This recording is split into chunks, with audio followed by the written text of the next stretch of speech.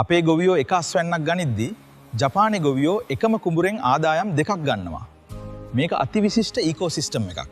මේකට මුලින්ම වස ගහන එක සම්පූර්ණයෙන්ම නවත්තලා රසායනික පොහොර නිසා මැරිලා තියෙන පසට ජීව පොහොර යොදලා නැවත පණ දෙන එක අනිවාර්යයි. ඔළඟට කුඹුරේ වතුරට ඇසෝලා කියන ජලජ ශාකය එකතු කරනවා. ඇසෝලා වලින් වල් පැඳ හැදෙන එක 100%ක්ම නවතිනවා. ඒ වගේම වාතයේ තියෙන නයිට්‍රජන් පසට උරා ගන්නවා. දැන් පරතරයේ තියලා ගොයන් හිටවලා කුඹුරට මාළු පැටව දානවා. මාළු කරන්නේ හානිකට කුමීන්වයි ඇසෝලා ටිකයි කන එක. ඒ මාළුන්ගේ අපද්‍රව්‍ය ගොයමට හොඳම කාබනික පොහොරක් වෙනවා.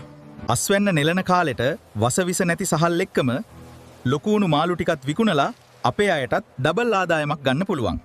හැබැයි ඇත්තම කතාව මේක එක ගොවියෙකුට තනියම කරන්න බෑ. අල්ලපු කුඹුරේ වස ගැහුවොත් ඔක්කොම ඉවරයි. මේකට මුළු යායක්ම එකතු වෙන්න ඕනේ. මේ වැඩේට එකතු වෙන්න කැමති ගොවි මහත්තුරු ඉන්නවා නම් අපි කැමති අත දෙන්න. නැත්තම් ජපානයේ මාළු දිහා බල බල අපේ පිළිකාරෝහල් පිරෙන හැටි බලාගෙන සුසුම් ලමු.